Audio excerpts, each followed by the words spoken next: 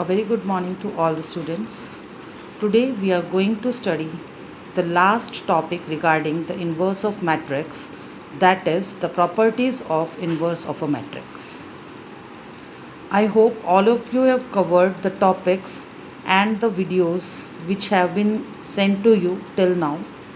Now this is the last topic which will cover the remaining questions of exercise 4.5 of NCERT. As far as the properties of inverse of matrices are concerned, I have recorded few of them for your kind perusal. The first property is the reversal law. The reversal law of matrices, inverse of matrices states that if A and B are two non-singular matrices of same order, then the matrix A into B is also invertible, and the inverse of A into B is given by the product of B inverse and A inverse. This law is said to be the reversal law because in this law the order of matrices is being reversed. We want to find the inverse of the product A into B, and the inverse of the product A into B is given by the product of B inverse A inverse. Similarly, if we have been given the product of three matrices A, B, C, then the inverse of the product of A, B and C, that is inverse of ABC, will be given by C inverse, then B inverse, then A inverse. Just because of this reason, this law is known as reversal law. I am again explaining the things in Hindi. अगर A और B दो non singular matrices हमें दी गई जिनका order जो है वो एक जैसा है, तो इन दोनों के प्रोडक्ट से जो मैट्रिक्स A इंटू बी बनेगी वो भी इन्वर्टिबल होगी और उस ए बी का जो इन्वर्स है वो B इन्वर्स और A इन्वर्स के प्रोडक्ट के बराबर होगा. अब क्योंकि यहाँ A और B का ऑर्डर, जो ऑर्डर ऑफ मल्टीप्लिकेशन हम लेकर चले थे, वो ऑर्डर चेंज हो गया. हमने लिया था A इंटू बी और उसका इन्वर्स निकालने के लिए हमें लेना पड़ रहा है B inverse into A inverse. इस वजह से इस लॉ को रिवर्सल लॉ कहा जाता है. तीन मैट्रिसेस हैं तब भी ये लॉ एप्लीकेबल है, n मैट्रिसेस हैं तब भी यही लॉ एप्लीकेबल है. यानी कि अगर हम A raise to the power n जो प्रोडक्ट आता है उसका इन्वर्स निकालना चाहते हैं, तो इसका मतलब ये हुआ कि हमें इन्वर्स चाहिए A into A into A into A n times. और जब हम पीछे से रिवर्सल लॉ अप्लाई करना शुरू करेंगे तो हमारे पास आएगा A inverse A inverse A inverse A inverse A inverse A inverse up to n times. ये पीछे से चलेगा, लेकिन क्योंकि सारी मैट्रिसेस A के इक्वल हैं इसलिए हर प्लेस पर A इन्वर्स ही आएगा and the ultimate product will be A inverse raise to the power n. यानी कि हम nth पावर कैलकुलेट करके एक बार इन्वर्स निकालें या एक बार A के इन्वर्स को लेकर उसका nth पावर कैलकुलेट करें, आंसर विल बी सेम. इसी के साथ सेकंड प्रॉपर्टी हमारे पास आती है कि अगर हमारी मैट्रिक्स A इन्वर्टिबल है तो A ट्रांसपोज का इन्वर्स लेने पर हमें वही आंसर मिलेगा जो A इन्वर्स का ट्रांसपोज लेने पर आता है. यानी कि ट्रांसपोज लेकर इन्वर्स कैलकुलेट करें या A के इन्वर्स का ट्रांसपोज लें, आंसर विल बी सेम. ये प्रॉपर्टी हम तब अप्लाई करते हैं जब हमें किसी मैट्रिक्स का इन्वर्स तो पता हो और हमें उसी मैट्रिक्स के ट्रांसपोज का इन्वर्स फाइंड आउट करना हो, तो वहाँ पर हम ये प्रॉपर्टी अप्लाई करते हैं. थर्ड प्रॉपर्टी है regarding the determinant of A inverse. If A is any non-singular matrix of order n, then determinant of inverse of A is equal to the inverse of determinant A, and since determinant A is a number, this inverse of determinant A can be written as 1 upon determinant A, and it means the determinant of inverse of any matrix is equal to the reciprocal of the determinant of the given matrix.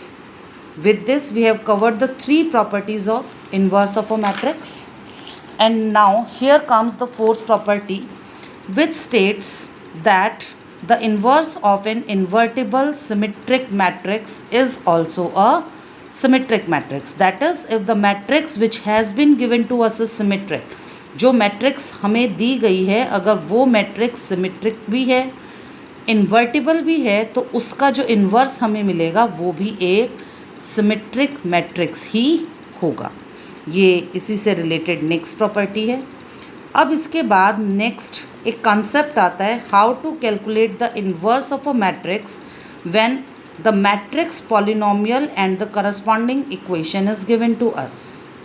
जब हमने chapter 3 किया था तो वहाँ एक term आई थी matrix polynomial, जिसे अगर हम 0 के बराबर रख दें तो हमें मैट्रिक्स पॉलिनोमियल इक्वेशन मिलती है। Polynomial equation is an equation having a square matrix A in which we have a square matrix in the place of variable। मतलब पॉलिनोमियल इक्वेशन एक ऐसी इक्वेशन होती है जहाँ वेरिएबल की जगह एक स्क्वायर मैट्रिक्स का यूज़ किया जाता है। तो लेफ्ट हैंड साइड में हमारे पास एक पॉलिनोमियल होता है which is being satisfied by the given square matrix. Right hand side में हमारे पास होता है ज़ीरो मैट्रिक्स, और दोनों को अगर हम इक्वेट कर दें तो पॉलिनोमियल इक्वेशन हमारे पास आ जाती है। जैसे कि एक एग्जाम्पल मैंने यहाँ लिया, एक मैट्रिक्स है मेरे पास A 5 3 -1 -2, जो कि पॉलिनोमियल जो कि इक्वेशन x² - 3x - 7 = 0 को सेटिस्फाई करती है। आप बहुत आराम से ये कैलकुलेशंस करके चेक कर सकते हैं कि ये मैट्रिक्स A इस इक्वेशन को सेटिस्फाई करती है, और उससे चेक करने के लिए हमें क्या करना पड़ेगा, हमने x को रिप्लेस किया A से तो हमें मिला A², देन -3 टाइम्स x को अगेन A से रिप्लेस किया तो -3A, -7 will be written as 7 times I। ये चैप्टर 3 में भी हमने किया था कि जब भी हम मैट्रिक्स पॉलिनोमियल इक्वेशन बनाते हैं तो कांस्टेंट को आइडेंटिटी मैट्रिक्स के साथ मल्टीप्लाई करके लिखना होता है। तो x² - 3x - 7 = 0 को अगर हमें पॉलिनोमियल फॉर्म में लिखना है, मैट्रिक्स पॉलिनोमियल फॉर्म में, तो वो बनेगा A² - 3A - 7I = O। यहाँ I और O आइडेंटिटी और ज़ीरो मैट्रिसेस हैं उसी ऑर्डर की जो कि A का ऑर्डर है, यानी कि 2×2 ऑर्डर की मैट्रिसेस हैं। अब ये कैलकुलेशंस कैसे करते हैं ये सब आप लोग सीख चुके हैं। You may check through direct calculation that this matrix A is definitely satisfying the equation given by this one। अब ये कैलकुलेशंस आप खुद करेंगे। चैप्टर 3 में हमने इस तरह की कैलकुलेशंस की थी, और अब मैं डायरेक्टली आती हूँ इस क्वेश्चन पर कि क्या हम इस मैट्रिक्स इक्वेशन की हेल्प से इन्वर्स कैलकुलेट कर सकते हैं। तो आंसर है यस। मतलब हमें एक मैट्रिक्स इक्वेशन दे दी जाए और हमें कहा जाए कि आप इस मैट्रिक्स इक्वेशन की हेल्प से इन्वर्स निकालिए, तो वो कैलकुलेशंस हम बहुत आराम से कर सकते हैं, और वही प्रोसेस जो है वो आज की वीडियो में डिस्क्राइब किया गया है। आप देख सकते हैं कि जो मैट्रिक्स इक्वेशन हम लेकर चले थे वो है A² - 3A - 7I = 0।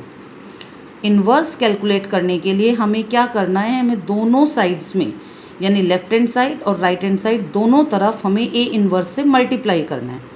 अब यहाँ क्वेश्चन आता है कि हम A इन्वर्स से मल्टीप्लाई आगे करें या पीछे करें। आगे करेंगे तो कहलाएगा प्री मल्टीप्लिकेशन, पीछे की तरफ से करेंगे तो कहलाएगा पोस्ट मल्टीप्लिकेशन। दोनों ही प्रोसेसेस लिए जा सकते हैं, और मैंने जो प्रोसेस यहाँ लिया वो मैंने लिया pre multiplication.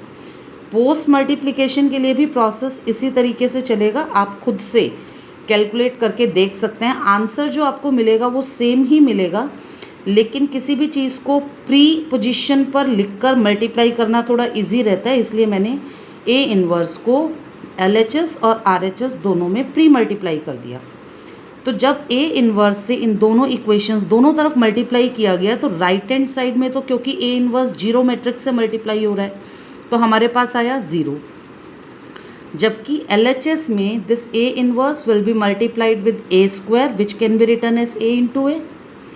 Then -3 is the constant quantity, then A inverse is multiplied by A, then -7 is constant and A inverse is multiplied with identity matrix. I have applied the distributive law of multiplication over addition and subtraction। Chapter 3 में आपने पढ़ा था कि हम matrix multiplication को plus minus sign पर distribute कर सकते हैं, वो डिस्ट्रीब्यूशन लॉ मैंने यहाँ अप्लाई किया। तो ये ए इन्वर्स जो कि प्री मल्टीप्लाई किया गया था, ये तीनों टर्म्स के साथ इंट्रोड्यूस हो गया। अब ये जो फर्स्ट टर्म है, यहाँ तीन मैट्रिसेस हैं हमारे पास, ए इन्वर्स, ए और ए। तो यहाँ हमने मल्टीप्लिकेशन का एसोसिएटिव लॉ लगा दिया। एसोसिएटिव लॉ ये कहता है कि अगर आप ऑर्डर ऑफ मैट्रिसेस को रिटेन करके चलते हो तो ब्रैकेट चाहे आपने लास्ट टू पोजीशंस पर लिया या फर्स्ट टू पोजीशंस पर लिया, वो मैटर नहीं करता। You can't take first and third directly. पहले को तीसरे के साथ नहीं ले सकते, लेकिन पहले दूसरे को मल्टीप्लाई करके फिर थर्ड के साथ करो, या सेकंड थर्ड का प्रोडक्ट लेकर फिर फर्स्ट के साथ करो, रिजल्ट सेम आता है, जिसको कि हम बोलते हैं एसोसिएटिव लॉ। तो ये एसोसिएटिव लॉ मैंने यहाँ अप्लाई किया तो मुझे मिला A inverse into A multiplied with A minus 3 times A inverse A minus 7 times A inverse into I which is equal to A inverse. Identity matrix के साथ कभी भी किसी मैट्रिक्स को मल्टीप्लाई करते हैं तो हमें हमेशा वही मैट्रिक्स आंसर में मिलती है। तो ए इन्वर्स को आई से मल्टीप्लाई किया तो हमारे पास आया ए इन्वर्स, और RHS में है 0। अब इन्वर्स की जो डेफिनेशन थी उसके अकॉर्डिंग ए इन्वर्स और ए का प्रोडक्ट होना चाहिए आइडेंटिटी मैट्रिक्स। तो यहाँ मैंने पुट कर दिया आई, ए इन्वर्स ए को रिप्लेस किया आई से, I into A minus 3 times I is equal to 0, और माइनस 7 ए इन्वर्स को ट्रांसपोज करके यानी कि शिफ्ट करके हम RHS में ले आए तो वो बन गया 0 matrix plus 7 times A inverse. अब फिर से आइडेंटिटी और ए का प्रोडक्ट जो है वो ए देगा, तो ए माइनस 3i, क्योंकि किसी भी मैट्रिक्स को आइडेंटिटी से मल्टीप्लाई करते हैं तो वही मैट्रिक्स रह जाती है। So A minus 3i is equal to 0 matrix plus 7 times A inverse is equal to 7a inverse, and hence we can say that A inverse is equal to 1/7 of a minus 3i। अब ये एक expression हमारे पास आ गया जिसके through अगर हम a और i की वैल्यूज़ को पुटअप करेंगे तो हमें a इन्वर्स डायरेक्टली मिल जाएगा और हमें कोई एडजॉइंट कोफैक्टर्स माइनस कुछ भी कैलकुलेट करने की ज़रूरत नहीं है, ना ही हमें डिटर्मिनेंट निकालने की ज़रूरत है। अब इसी कैलकुलेशन को हम आगे करते हैं।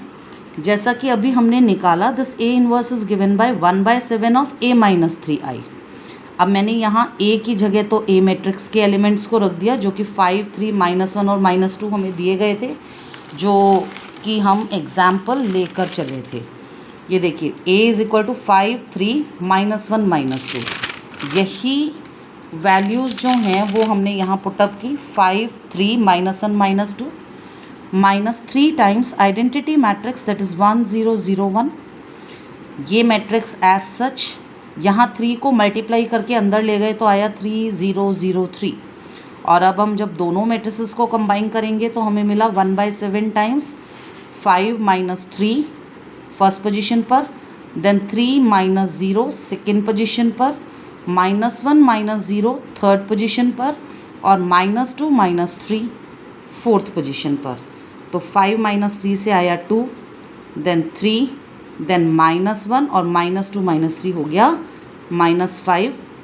और इस तरीके से हमें मैट्रिक्स A का जो इन्वर्स है वो डायरेक्टली मिल गया। अब एक बार इस आंसर को चेक भी करके देखते हैं। देखिए हमारी मैट्रिक्स A थी 5, 3, -1 -2।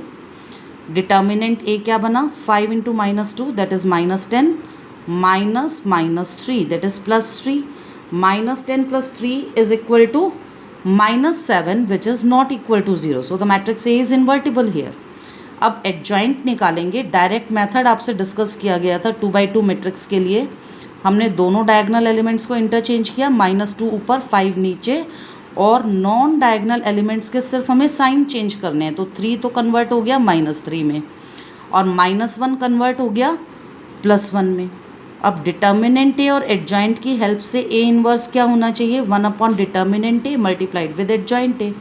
So it is 1 -7 times -2 -3 1 and 5। और अब मैंने अंदर से -1 को कॉमन निकाला, तो -1 कॉमन निकाला तो ये हो गया 2, ये हो गया 3, 1 में से माइनस गया तो बचा -1, और 5 में से माइनस गया तो बचा -5।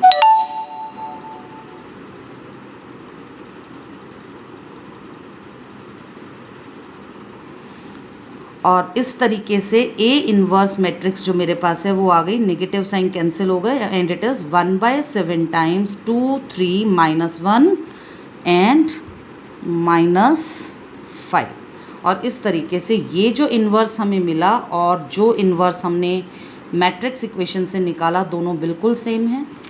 अब एक और एग्जांपल लेते हैं ऐसा ही, जो कि NCERT टेक्स्ट बुक का क्वेश्चन नंबर 16 है। NCERT में एक्सरसाइज 4.5 का क्वेश्चन नंबर 16 मैंने लिया। एक मैट्रिक्स A दी हुई है हमें, 2 -1 1 -1 2 -1 एंड 1 -1 2।